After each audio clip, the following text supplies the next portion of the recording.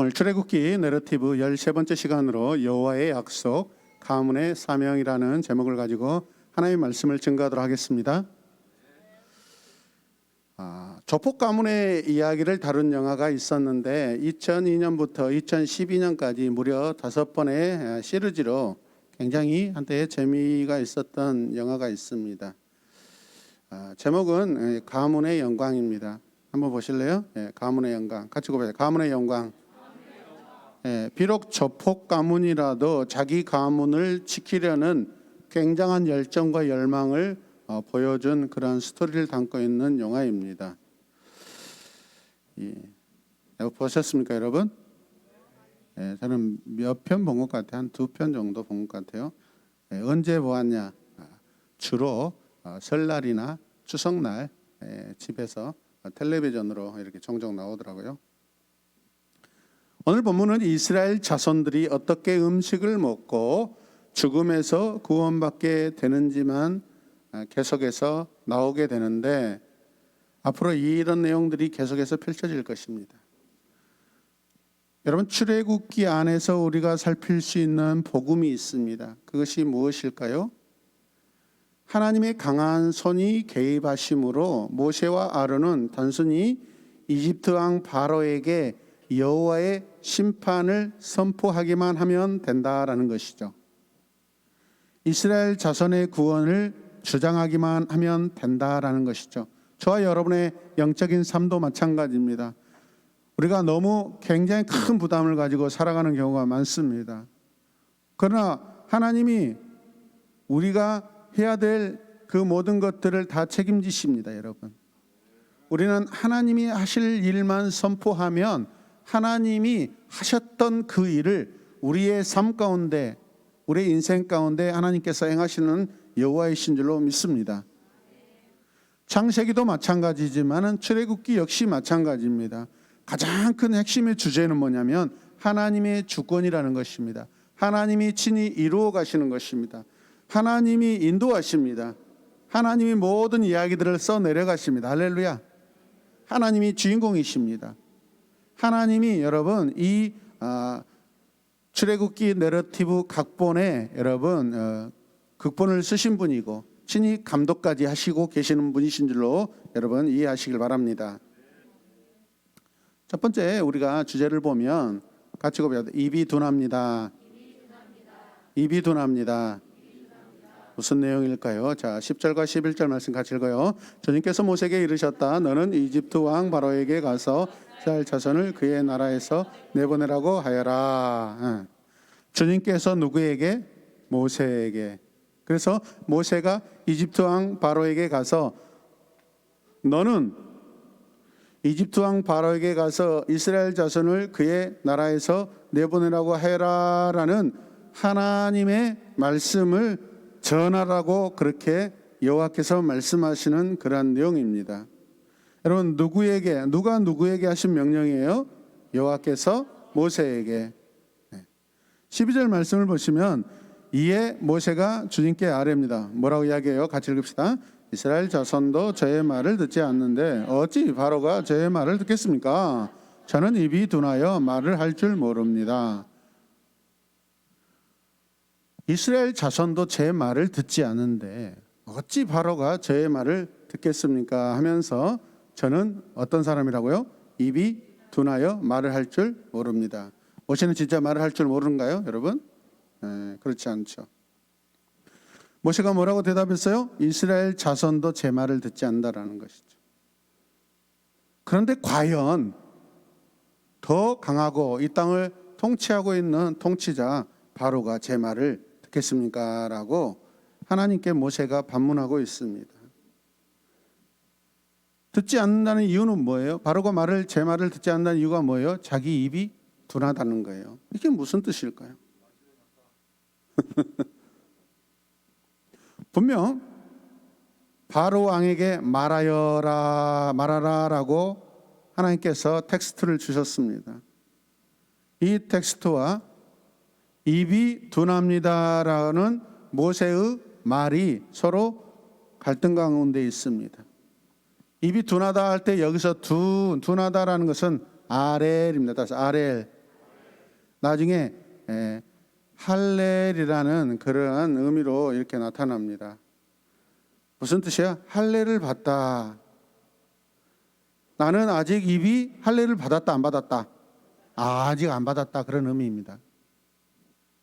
둔하다는 것은 아직 할례를 받지 않았다라는 그런 뜻이에요.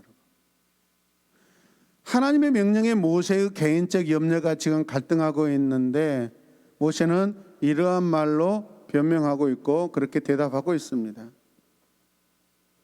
할례 받지 않았다는 말이 무슨 의미예요? 하나님께 온전히 쓰임받기 힘든 상태라는 것입니다. 조금은 난해한 부분이지만 모세의 입장에서 볼 때 하나님께 온전히 헌신되어야만 하나님의 사명을 감당할 수 있게 된다라고 그렇게 우리가 해석할 수 있습니다. 그렇습니다, 여러분. 이 자리에 많은 성도님들이 계시지만 우리에게 어떤 사명이 주어졌을 때 어떤 분들은요, 아멘 하고 그렇게 감당하시는 분도 있고 어떤 분들은 여러 가지 상황과 또 본인의 어떤 이해관계를 이야기하면서 할 수 없다라고 거절하시는 분도 있을 것입니다. 우리는 이럴 때 무엇을 강조합니까? 순종과 헌신을 강조합니다. 이해되십니까? 여러분, 우리 영혼이 구원받았지만은 그런데 내 삶이 또 세부적으로 들어가면 내 생각과 내 입과 내 귀와 내 손과 발과 내 마음과 나의 어떤 정신이 하나님 앞에 쓰임받게 될 수 있는 상태가 되어야만 사명을 감당할 수 있습니다. 그것을 오늘은 모세가 바로 둔하다라고 그렇게 표현하고 있습니다. 할례 받지 않는 상태. 할례 받다라는 것은 결과적으로 어떤 뜻이죠? 하나님의 백성됨의 여러 표징이고 표시입니다. 아멘입니까? 근원적으로 우리가 하나님의 일을 할 수 있다라는 것은 반드시 할례 받은 자가 돼야 된다는 것입니다, 여러분. 근데 모세는 지금 현재 자기의 입이 아직 할례 받지 않아서 하나님께 쓰임 받지 못하는 그런 상황 가운데 있다라고 그렇게 우리가 해석할 수도 있다라는 것이죠, 여러분. 이해되십니까? 여러분의 신체 가운데, 여러분의 전체 모든 여러분의 삶 가운데, 여러분 자신의 모든 것 가운데 하나님 앞에 아직도 쓰임받지 못하는, 결단되어지지 못한, 마치 할례받지 못한 그런 상태에 있는 그런 부분들은 어떤 부분입니까? 마음입니까? 생각입니까? 아니면 어떤 물질입니까?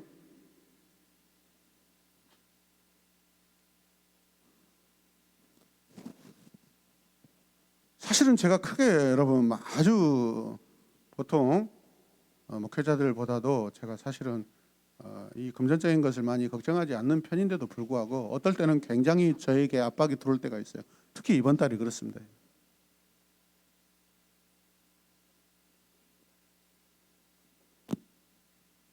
최근에 들어와서 교회 통장이 이처럼 이렇게 좀 바닥이 날 것은 극히 참 근래 와서 처음인 것 같아요.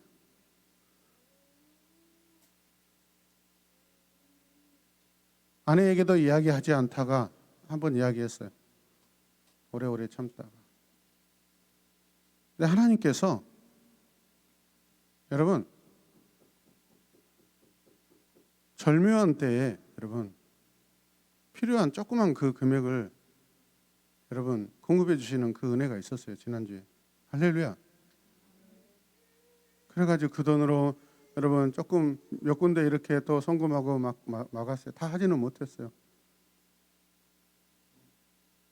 그래서 제가 여러분들에게 사경에 함께 동참하고 함께 헌신하고 함께 내 물질을 내놓으면서 내 마음을 내놓으면서 여러분 함께 은혜 받으시다라고 제가 권면해 드리는 거예요. 이해되십니까? 여러분들이 그렇게 했을 때 더 큰 은혜가 임하신 줄로 믿습니다. 우리가 얼마나 어마어마한 물론 어떤 큰 교회들은 뭐 몇백 몇천만 원 막 이렇게 내놓고 막 헌신을 과시하고 막 보이고 하는 그런 부분들, 우리 교회는 뭐 제가 그 정도까지 제가 여러분 기대하지 않습니다. 또 여러분들 안에 그런 또 물질이 또 없는 것이고. 여러분 아셔야 돼요. 여러분 우리가 하나님 앞에 섰을 때요, 우리 마음은요, 하나님 다 해요. 하나님 나 다 드려요. 내 모든 것 다 드려요. 저는 하나님의 것이요. 여러분 입은 엄청 헌신되어 있어요. 근데 주머니는 아직 할례 받지 않고 있어요. 솔직히 그러지 않습니까?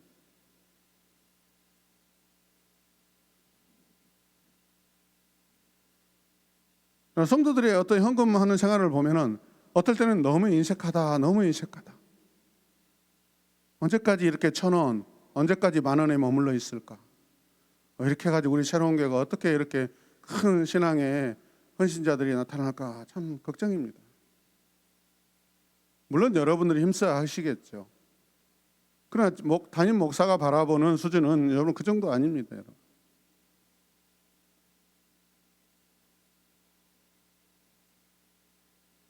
저는 수입이 없기 때문에 하나님께서 저에게 또 아니면 공적 기관에서 들어오는 모든 후원금을 다 교회 통장으로 입금돼 가지고 그것을 다 여러분 다 그렇게 쓰고 있습니다. 저는 그때마다 하나님의 공급하시고 도우심을 철저하게 느끼고 있습니다. 아멘입니까? 괜히 걱정했다. 하루만 더 참을 걸. 괜히 내가 마음이 또 하나님 앞에 온전히 신뢰하지 못하고 조금 걱정했다라고 그렇게 아쉬울 때가 많습니다. 여러분들의 삶 속에서 물론 이런 은혜들이 많이 드러나고 나타나고 있겠죠, 여러분. 그러나 경험하지 못한 분들은 이런 저보다도 더 많은 은혜를 경험하시길 바랍니다.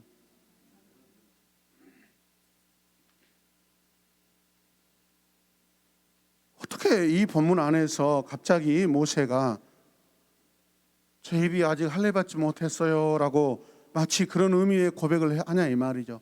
왜 하나님께서 그런 고백들을 여기에 기록하게 하셨을까라는 것을 우리가 굉장히 심도 있게 살펴보아야 할 줄로 믿습니다. 그런데 중요한 것은 여러분, 지금 모세의 말은요, 불신은 아닙니다. 상황에 대하여 너무 무겁기 때문에 방법을 묻고 있는 듯 합니다, 여러분. 그러나 그 방법도 하나님께로부터, 여호와께로부터 나왔고 이미 여러분 방법도 다 얘기해 주셨습니다. 믿으시면 아멘. 너는 가서 전하기만 하라, 그렇게 방법을 주셨습니다, 여러분. 우리가 긴장하고 우리가 갈등 관계에 있고 걱정 가운데 있으면 이미 우리 안에 있는 방법조차도 떠오르지 않을 때가 많습니다, 여러분. 그때 실수가 일어나는 것이죠. 마치 불신자 같은 그런 행위들이 드러나게 된다는 것이죠, 여러분. 그런데 여러분, 이런 모세의 이런 굉장히 힘든 상황 가운데 문제 해결의 방법은 무엇일까요? 그 문제 해결의 방법은 아론의 존재가 필수적입니다. 입이 둔하다라는 말과 그 말에는요, 그 고백에는 하나님께서 그 말을 참 아이러니하게 굉장히 아론의 등장을 통하여서 그 입을 부끄럽게 만들어버려요. 그 고백을 부끄럽게 만들어버려요. 우리가 하나님을 섬길 때 절대적인 신뢰가 꼭 필요하다고 느껴집니다. 13절 말씀 읽을까요? 주님께서는 모세와 아론에게 자손을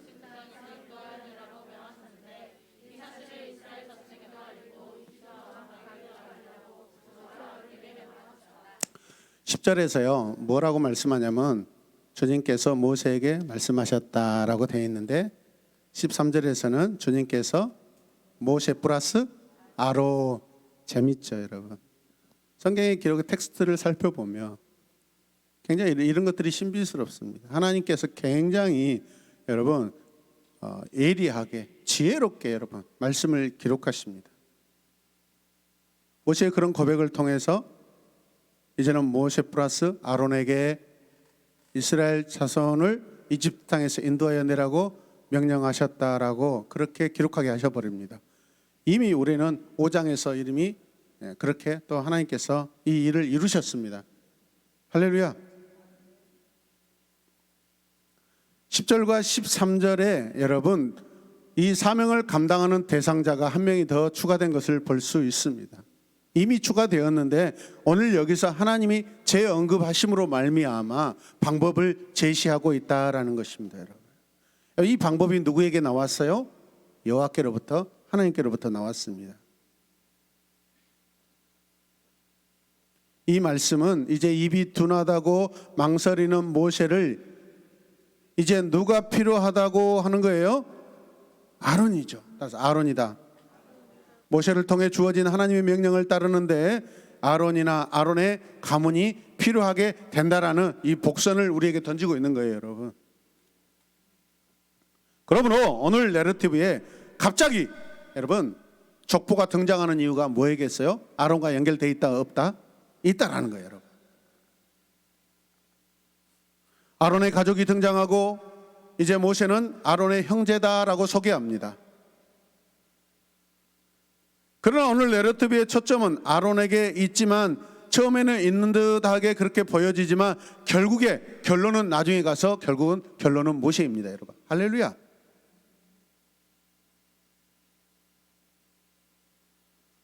오늘 본문 이 등장인물들을 지금 현재 우리 삶에 적용하고 비유한다면 아론은 하나님의 사명을 감당하는 마치 성도 저와 여러분 같지만 모세는 누구예요? 절대적인 하나님의 주권을 선포하고 이행하는 하나님과 같은 존재. 너를 내가 바로 앞에서 하나님과 같이 내가 되게 하겠다, 그렇게 세우겠다, 그런 역할을 하겠다라고 선포하셨잖아요. 그런 뜻이에요, 여러분. 이해되십니까? 하나님께서 모세를 자신의 대리자로 세우셨고 이 사명을 위해 아론과 그의 자손을 부르십니다. 그렇다고 아론이 주인공이 아니라고 말씀드렸어요. 결국 성경의 모든 내러티브는 누가 주인공이라는 것이죠? 하나님이셔요. 말씀을 맡은 모세예요. 이해되십니까? 아론은 모세의 이제 동역자입니다. 13절에 이제 아론도 모세와 함께 이스라엘 자손과 바로에게는 사명자로서 이제 그 일을 감당하게 될 것입니다. 두 번째 14절과 20절 말씀 보면 아론의 부르심과 계보에 대해서 기록하고 있습니다. 표를 한번 보실까요? 바로 직전에 말이 이상하네. 바로 직전에 모세는 바로와 한바탕 여러분 세 가지의 이적을 가지고 싸움을 벌였습니다. 그리고 오늘 내러티브가 이 족보 내러티브입니다. 그리고 나서 이제 다음 주 7장에서 다시 재대결이 벌어집니다. 싸움을 하게 됩니다. 이해되시면 아멘. 오늘 내러티브에 바로 이런 어떤 구조가 이런 식으로 되어 있다는 것이죠. 이스라엘에게 레위 지파의 역할이 앞으로 드러나게 된다는 것을 지금 던지고 있습니다. 이스라엘에게 레위 지파의 어떤 역할이 앞으로 나타나고 중요하다라는 것을 우리에게 말씀하고자 오늘 족보 내러티브를 우리에게 기록하게 하시고 그것을 설명하고 있고 안내하고 있습니다, 여러분. 이해되십니까? 광야로 나가기 전에 하나님께서 미리 보여주시는 그림들이에요. 이 내러티브 안에 계보의 1차 목적은 레위 지파이고 특히 아론과 그의 후손들의 중요성을 설명하기 위하여 여러분 이스라엘의 족보를 설명하고 있습니다. 첫 번째 이스라엘의 조상 누굽니까? 루벤과 시몬이라고 이렇게 주제입니다. 자, 14절부터 15절까지 읽겠습니다. 모세와 아론의 조상은 이러하다.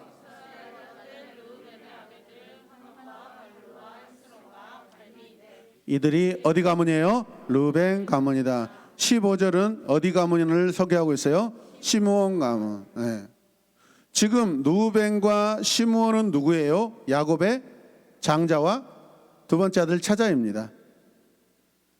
자, 그 다음에 작은 두 번째 레이의 아들들을 소개하고 있는데 16절 말씀 보겠습니다. 레이의 아들들의 이름은 그의 태어난 순서대로 게르손과 고핫과 무라리인데 레이는 137년을 살았다. 오늘 이 족보 내러티브 안에서 유일하게 레이의 자손들에 대해서만 나이가 소개되고 있습니다. 다른 가문들은 나이를 소개하지 않아요. 왜 그런지 한번 살펴보세요. 자, 레이는 137년을 살았다라고 이렇게 말씀하고 있습니다. 자, 그래서 이제 세 번째는 레이 가문을 소개하는데 거기에 아들들이 누구냐면 게르손과 고핫과 무라리입니다. 말씀을 보겠습니다. 17절. 게르손의 아들들은 가문별로는 림니와 시므이이다. 그 다음에 18절 고핫의 아들들은 아므람과 이스알과 헤브론과 우시엘인데 고핫은 133년을 살았다. 19절 무라리의 아들들은 마올리와 무시이다. 이들은 셰데벨로 본 레이 가문이다. 게르손과 고핫과 무라리는 앞으로 여러분 출애굽하여서 광야에서 성막과 또 모든 레위 지파 안에 하나님을 섬길 때 주도적인 역할을 각 가문별로 그들이 맡은 직분들과 일들이 다 다릅니다, 여러분. 그래서 여러분 게르손, 고핫, 무라리라는 이 세 아들들의 이름을 잘 암송하고 기억하시길 바랍니다. 레이의 세 아들 가운데 두 아들 게르손과 무라리 더 중요한 사람들입니다. 여러분 고핫은 첫째 아들이지만 두 번째 아들이지만 나중에 이 고핫은요 미리 우리가 이 사건을 알아볼 필요가 있는데 나중에 광야에서 모세를 반역하다가 결정적으로 심판받아 다 죽게 되는 그런 가문으로 전락합니다. 이해되십니까?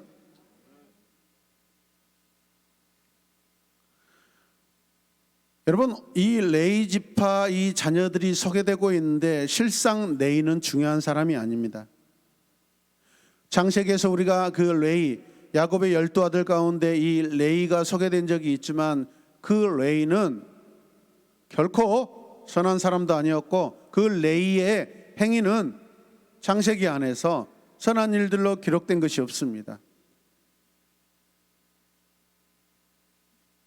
피부림을 일으켰던 여러분 그 살인 사건의 주동자이기도 합니다. 그렇다면 왜 하나님께서는 이 레위 지파 사람들 아들들을 소개하고 있는가? 실상은 레위는 중요한 게 아니고 레위의 후손들 모세와 아론을 소개하기 위해서 여러분 그 위에 이 가문이 어떤 가문이다라는 것을 전체적으로 설명하면서 중요한 인물들을 오늘 여기서 드러내고 있는 거예요, 여러분. 이해되십니까? 당신은 누구십니까? 라고 했을 때 길거리에 만났을 때 여러분 저는 누구입니다 라고 소개하지 않아요. 이거는 오랜 우리 전통 그런 뭐죠? 고전적인 어떤 그런 우리 고백이 아니에요. 누가 나에게 대해서 물어봤을 때 내 자신을 밝히는 것이 그것이 가장 좋은 방법이 아니라 어떤 어르신 당신 누구십니까? 라고 물어봤을 때 우리 아버님은 조남은 누구이시고 어디 마을에 사시고 이렇게 소개하는 것이 자기를 소개하는 것입니다, 여러분. 마치 그런 방법이에요, 여러분. 모세와 아론을 소개하기 위해서 전체 그림을 한번 보여주는 거예요, 여러분. 그러나 레위는 중요한 인물이 아니에요. 이해되십니까? 레위의 둘째 아들 고핫 전체로 세 아들이 있는데 그 가운데 이 두 아들 아므람과 이 이스알이라는 또 아들이 등장합니다. 고핫은 세 아들이 있는데 두 아들 아므람과 이스알이 매우 중요합니다. 왜 중요하죠? 아므람이 왜 중요하죠? 모세와 아론의 부모이기 때문에. 그리고 말씀해 보니까 아므람은 누구와 결혼했어요? 자기의 고모와 결혼합니다. 이 고대 시대는 계대 관계의 결혼을 했기 때문에 하나님이 허락하셔서 그렇게 하게 된 것이죠, 여러분. 같은 가문 안에서 결혼하게 된 것입니다. 이해되십니까? 모세와 아론은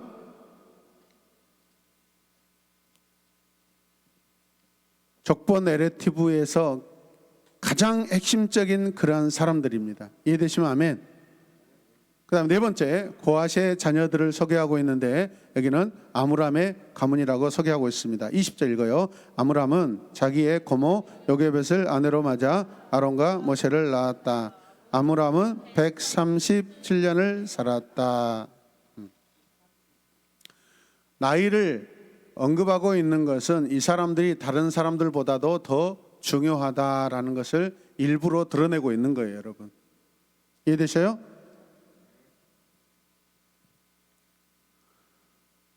실제적인 어떤 사건이고 실제적인 존재라는 것을 또 드러내는 한편의 어떤 의미도 있겠죠. 21절 이스라엘의 아들들은 고라와 네벡과 시그리이다. 22절 우시엘의 아들들은 미사엘과 엘사반과 시드리이다. 레이와 고앗과 아므람에 대해서만 나이가 서기하고 있다라는 거 무슨 의미예요? 아론은 크게 아론의 조상이 누구예요? 레이이고 이해되셔요? 고앗과 또 아므람 다 모세와 아론과 직접적으로 연결되어 있는 사람들이에요, 여러분. 다섯 번째, 아론의 자녀들을 소개하고 있는데 나답과 아비후와 엘르아살과 이다말이라는 아들들이 있습니다. 자, 23절 읽겠습니다. 아론은 암미나답의 딸이요 나답과 아비후와 엘르아살과 이다말을 낳았다. 아멘. 아론의 자녀들입니다. 자, 그 다음에 여섯 번째는 고라의 자녀들을 소개하고 있어요. 아실과 엘가나와 아비아삽을 소개하고 있는데 24절 고라의 아들들은 아실과 엘가나와 아비아삽인데 이들은 고라 가문이다. 고라의 아들들입니다. 제가 이 본문을 이렇게 성경을 주의를 하면서 조금 더 여러분 깊은 강해를 할까 하다가 나중에 민수기에 가면은 더 이제 이야기 안에서 이 인물들이 다시 등장하게 됩니다.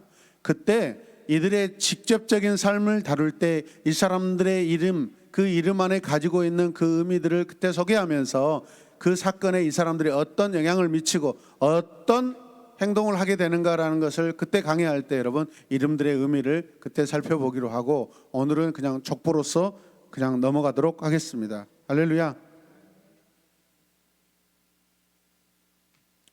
그 다음에 25절 말씀을 보면 일곱 번째 엘르아살의 자녀들에 대해서 나올 때 비느하스가 등장하고 있습니다. 25절 읽읍시다. 아론의 아들 엘르아살은 부디엘의 한 딸과 결혼하여 비느하스를 낳았다. 이들이 다 가문별로 본 레이 일가의 조상이다. 어디 일가예요? 어디 조상이에요? 레이 에디. 어디 가문이에요? 레이 가문이에요. 레이 가문. 그 다음에 여덟 번째 26절과 20절 말씀을 보면 이 레이 가문의 사명에 대해서 기록하고 있는데 이제 비로소 모세와 아론을 여기에서 등장시키고 있습니다. 자, 말씀 읽겠습니다. 이스라엘 자손을 부대별로 편성하여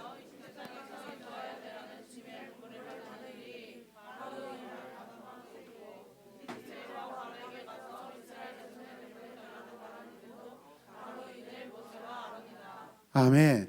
26절과 27절의 내용을 우리에게 하나님께서 전달하시기 위하여 지금 애적부터 레이를 언급하고 그 다음에 그 누구죠? 레이를 언급하기 전에 그의 두 형들을 언급했습니다. 누구였죠? 르벤과 시므온. 네. 레이 가문의 사명자가 누구예요? 모세와 아론인데 그들에게 맡겨진 사명이 무엇입니까? 말씀을 보면은 이스라엘 자손을 부대별로 편성하여 이집 땅에서 인도하여 내는 거예요, 여러분. 이해되십니까? 오늘 내러티브가 이런 말씀을 이런 식으로 나열하는 그 숨은 이유가 무엇일까요? 첫 번째 동기는 다음과 같습니다. 이 내러티브는 야곱 즉 이스라엘의 12아들 가운데 처음 세 아들인 르벤, 시므온, 레이만을 소개하고 있다는 것이고 넷째 아들 유다는 너무나도 중요하지만 다윗 왕가를 배출하는 매우 중요한 그런 인물이지만 또 그렇게 될 것이지만 하지만 유다가 여기서 빠진 것은 굉장히 또 재밌는 사건이에요. 오늘 이 유다는요, 이 내러티브 안에서 유다는 사실 필요 없습니다. 중요한 것은 지금 하나님께서 이 이스라엘 자손 가운데 이집트에서 여러분 이스라엘 자손을 이끌어내는데 누가 필요해요? 레이 가문이 필요하고. 할렐루야. 모세와 아론이 필요하고 그의 부모의 이름이 필요하고 그의 할아버지 이름이 필요한 것이죠.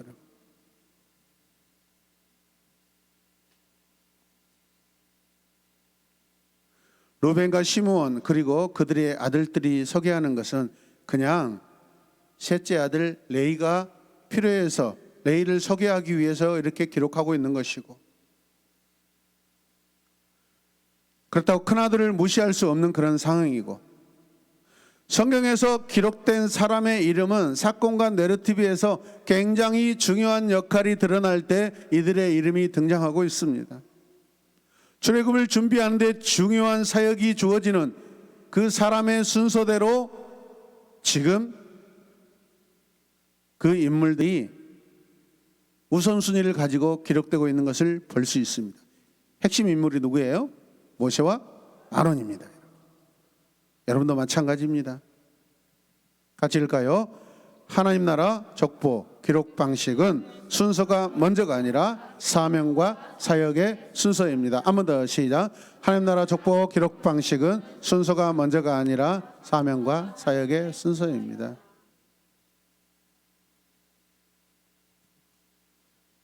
이 조상들을 소개하는 것은 결국은 오늘 우리에게 오늘 이 내러티브가 주는 영적인 교훈은 뭐예요? 결국은 이 출애굽기에 소개되고 있는 6장에서 소개하고 있는 이 족보 역시도 우리와 견주어 볼 때 결국 우리를 드러내기 위해서, 우리를 여러분들을 소개하기 위해서 이 족보가 존재하고 있다라고 그렇게 봐도 여러분 전혀 이상이 없는 일이에요. 아멘입니까? 그래야 오늘 사는 하나님의 나라 백성 여러분들이, 새로운 교회 성도들이 하나님의 사명을 어떻게 감당할 것인가라는 것이 여러분의 삶이 드러나지 않겠어요? 이해되십니까? 이곳에 많은 성도들이 앉아있지만 새로운 교회 역사에 기록되는 순서는요, 사역자 순서입니다. 직분을 감당하는 순서입니다. 여러분 잘 들으셔요? 나이 순서가 아닙니다. 부모보다 여러분 자녀일 수 있습니다. 나이가 어려도 먼저일 수 있습니다. 제가 교회에 대해서 굉장히, 한국 교회에 대해서 관심이 많습니다. 많은 교회 홈페이지를 들어가 보면 교회의 역사를 짧게 핵심으로 기록하고 있는데 거기에 몇 년도에 직분자 누구 장로 몇 명, 권사 몇 명, 안수집사 몇 명, 그것만 기록하고 있습니다. 물론 서리집사도 기록해놓은 교회였지만 그러나 그는 상시한 역사이지, 대부분 장로, 안수집사, 그 다음에 권사님들만 대부분 역사에 기록해 놨습니다. 나머지 집사님들은 중요하지 않다라는 거예요. 그런데 어떤 교회를 보면 재밌는 게 서리집사 누가 세워지다, 그 다음에 장로님이 세워졌는데 그 장로님을 거꾸로 역사를 돌아가 보면 그분이 과거에 몇 년도에 안수집사로 세움받았고 그것도 몇 년 전에는 서리집사로 세움을 받았고, 이런 순서들을 딱 찾아볼 수가 있어요. 거기에서 사명과 헌신으로 살아남은 분들은 여러분 안수집사를 거쳐서 장로님으로 이렇게 피택이 되어 있더라고요. 할렐루야. 많은 성도들이 그렇게 세워지지 않고 있다는 것이 여러분 역사를 보면 알 수 있어요.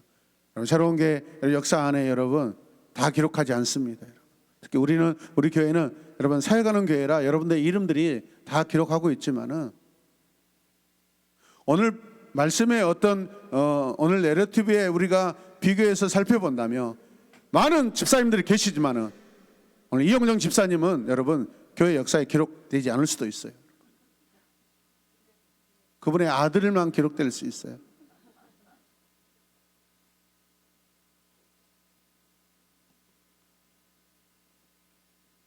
학습 세례 명부에는 기록되어 있을지라도 교회 사역의 역사 가운데는 기록되지 않을 수 있다라는 거예요. 여러분.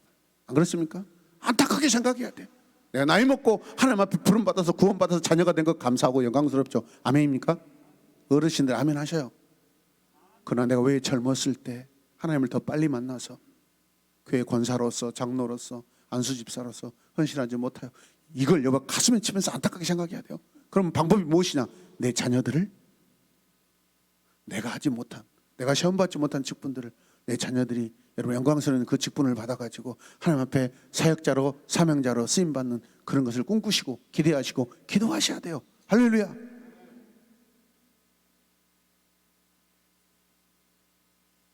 교회의 역사는요, 사역자와 사역만 기록하고 있다는 거예요. 이게 성경의 기록 방식이에요. 이 우주 역사, 이 지구의 역사, 이스라엘 모든 역사를 다 기록할 수는 없어요.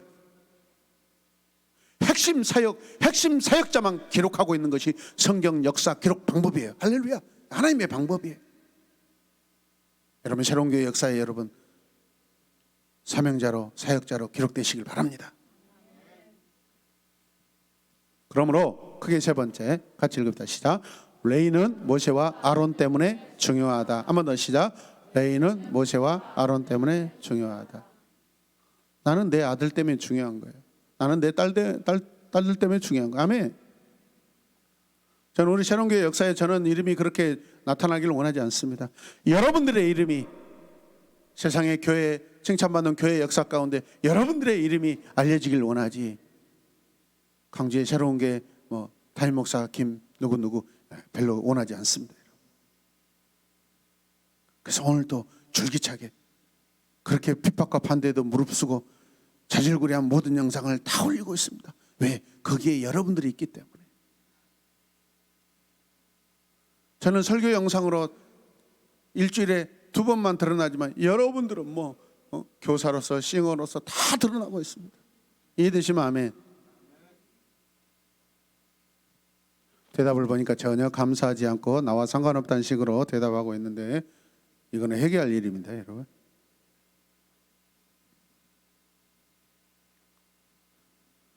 오늘 내르트 안에서 처음으로 레위 지파의 제사장 전통을 우리에게 잠깐 소개하고 있습니다. 레위가 어떤 사람이에요? 세겜 사람들을 살해했기 때문에 레위의 개인적 평가는 보잘것없습니다. 개인적으로 살인자에 불과합니다. 말씀드렸죠? 아버지 야곱의 마음을 아프게 한 아들에 불과합니다. 여러분 이해되시면 크게 아멘 합시다. 그러나 그 자녀들이 그 후손들이 하는 일 때문에 레위가 오늘 족보에 기록되고 있습니다. 레위는 어떻게 보면 무늬뿐입니다. 모세와 아론이 사명을 감당하는 사역자입니다. 새로운교회 성도들은 무늬뿐인 레위보다는 하나님께 지금 쓰임받고 있는 부름받고 있는 모세와 아론과 같은 사역자가 되어야 될 줄로 믿습니다. 9번째 같이 읽읍시다. 시작. 우리를 아론에게 이끌기 때문에 뭐가 중요해요? 족보가 중요해요. 이 가문을 소개하는 중요한 이유가 뭐예요? 우리를 누구에게? 아론에게 이끌기 때문에. 그래서 족보를 살펴보면 이런 순서입니다. 자, 보십시오. 뒤에 같이 읽으시죠. 레위, 고앗, 아므람, 아론, 엘르아살, 비느하스 6세대인데 결국은 뭐예요, 여러분? 하나님의 성막, 광야에 나가 성막, 성소를 섬기는 사람, 성막의 기구들을 옮기는 그런 사람들, 그 다음에 대제사장 가문, 아론, 엘르아살, 비느하스는 대제사장 순서들입니다. 이 6세대들을 기록하고 있습니다. 이해되시죠? 자, 그 다음에 28절과 30절까지 말씀을 보면 이제 다시 한번 똑같은 말이 등장하고 있습니다. 뭐예요? 입이 둔하지 않다라는 거예요. 원래 입이 둔하다라고 고백한 모세의 말이 기록되어 있는데 여러분 이 본문에서 우리가 하나님 편에서 하나님 나라 관점에서 보았을 때는 모세는 주님 저는 제 입이 할례받지 못한 것처럼 입이 둔합니다. 그런데 하나님의 관점에서는 그 모세의 입이 둔하지 않다. 여러분들 하나님 저 못해요. 그런데 하나님 나라 관점에서 여러분들 다 못한 게 아니라 가능하다. 할렐루야. 가능하다가 영어로 뭐죠? 파시블입니까? 파시블입니까? 파시블.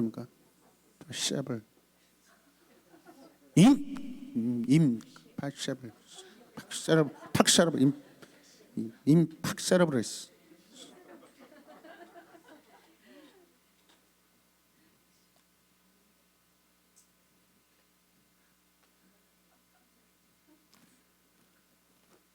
여러분 보세요. 놀라운 말씀이 기록되어 있어요. 28절 말씀 보면 이스라엘 자손을 그들의 군대대로 이끌어낼 것이다 라고 이미 하나님은 이미 미리서 그림을 보여주고 계세요. 믿으시면 아멘. 이미 출애굽한 거예요. 여러분. 이미 광야로 나가고 있어요. 하나님의 그림은 완성된 그림입니다. 하나님의 사역은 이미 성취된 사역입니다. 할렐루야.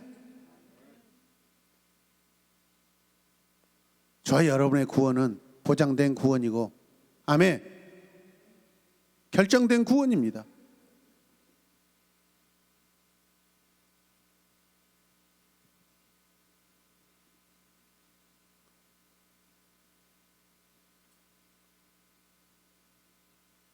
(28절과 29절) (30절은) 처음에 6장의 처음 부분에 기록했던 말씀을 다시 반복하고 있습니다. 반복하는 이유가 뭘까요, 여러분?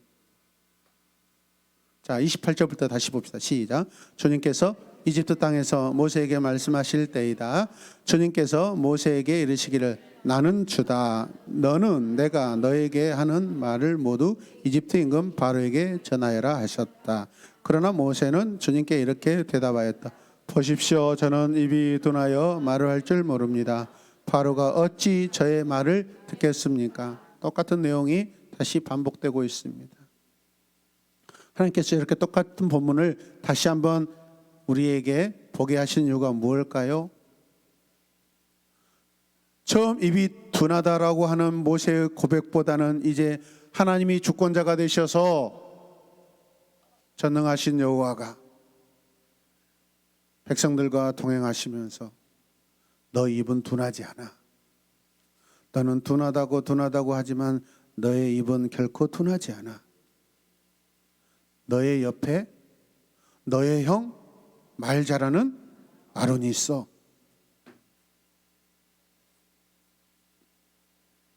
너는 가서 내가 명한 그 말만 전하면 돼. 네가 말하는 대로 나는 행하게 할 거야. 할렐루야.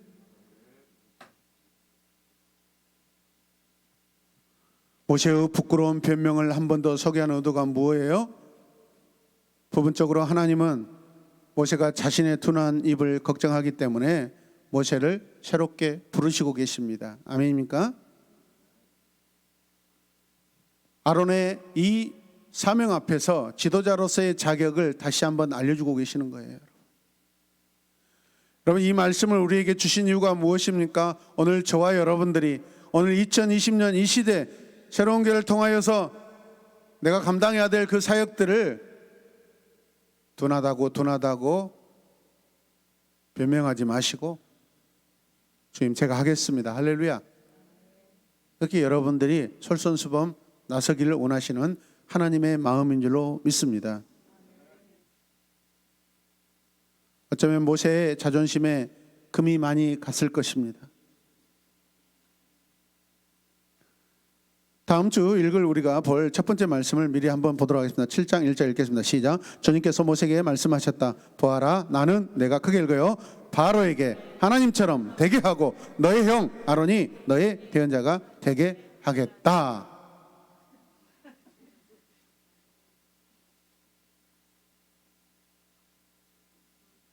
왜 안 보여줘요? 있어.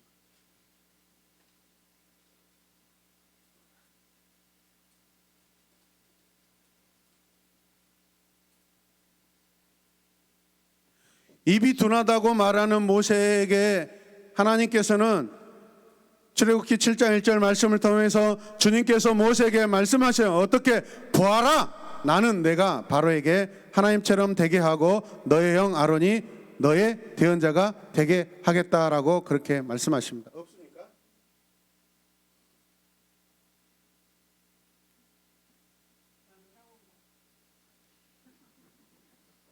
그런 말을 그만하셔야 돼 이제.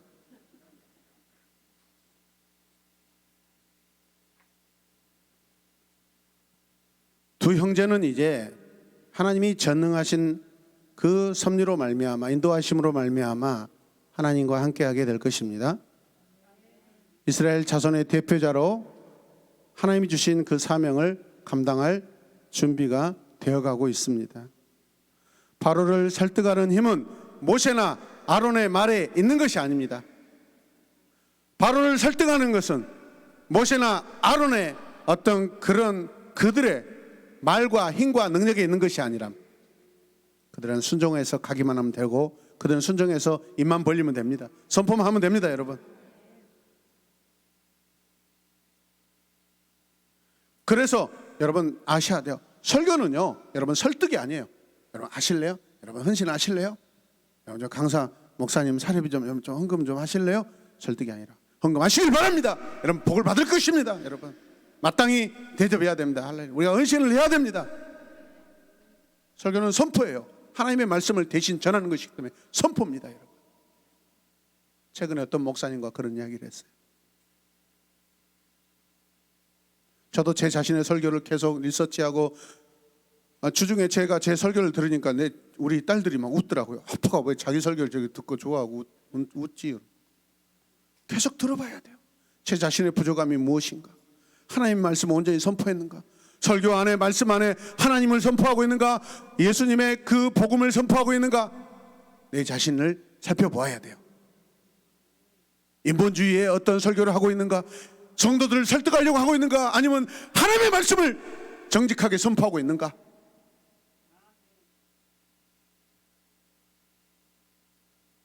그래서 대언이라는 것이 그런 거 아니겠어요, 여러분? 선포하는 거예요. 근데 그게 저에게만 있습니까? 우리 성도들, 제 앞에 앉아 계시는 여러분 한 사람 한 사람에게도 하나님의 말씀을 선포하고 대언하는 그런 선지자적인, 그런 제사장적인 그런 사명이 여러분 안에 있는 줄로 믿습니다. 여러분 아론이에요, 여러분.